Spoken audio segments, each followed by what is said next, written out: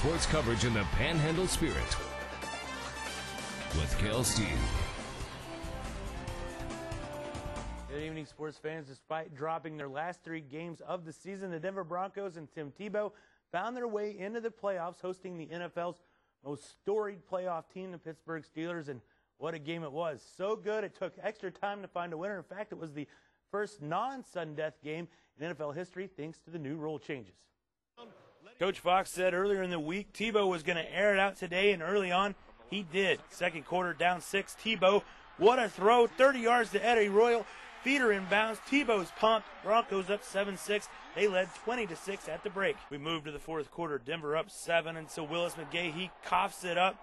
Steelers fall on top of it. They review it. It is a fumble. Steelers get the ball. Here comes Ben Roethlisberger, leading them right down the field. Steps up in the pocket all day to throw. Connects with Jericho Cotchery. His only catch of the day. It's a big one.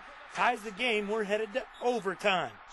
Now, due to rule changes in overtime in the playoffs, each team gets a possession unless the team with the first possession scores first. Denver gets it. Mile High Magic, Tebow Mania. Here you go. Got him at the 40. It's Thomas at the 50. Skipper got him 3 to the 30, to the 20. Thomas to the 10. Denver's going on the new run. 80 yards to Demaryius Thomas, and one of the wildest finishes of all time. The Denver Broncos knock off the Steelers. What an ending.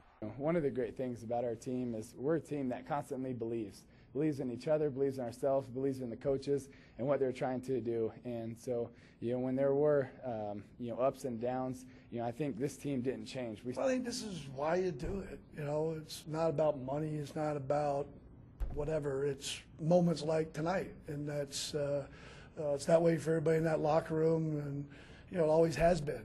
We have John Elway, the vice president in charge of football operations, and he's put a lot of work into this too. And I don't know how much he ran, but I know he was excited.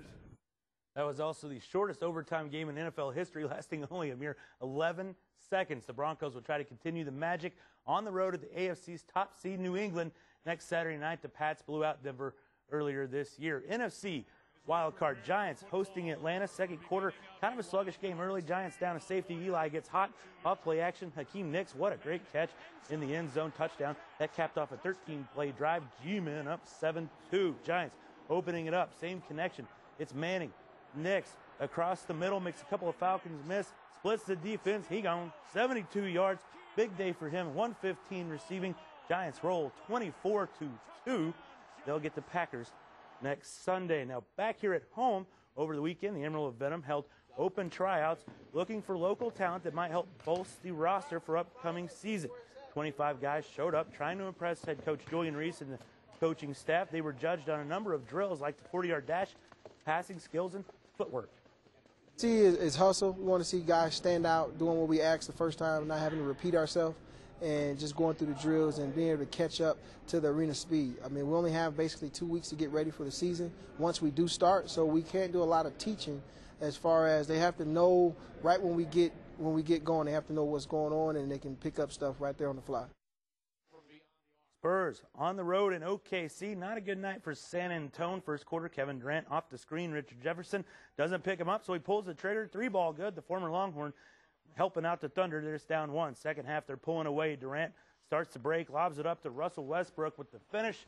Thunder blow out the Spurs. Your final, 108-96. Some final notes in the GoDaddy.com Bowl. Yes, I'm not joking. That is a real bowl. Northern Illinois leads Arkansas State 28-13 in the third quarter. And tomorrow night, the college football season comes to an end. SEC rivals LSU and Bama clash in a rematch of a Tiger win earlier this year when they go in the BCS title game tomorrow night. Coverage starts on our sister network, ESPN. So what do you think about that? It was Broncos. Amazing. Tebow. Yeah, Tebow.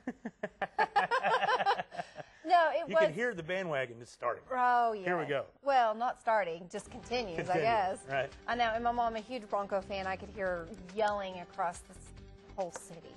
Goodness. Bronco magic. There you go. Speaking of magic, Shelly, she's in next with one last check of the forecast. Predictor.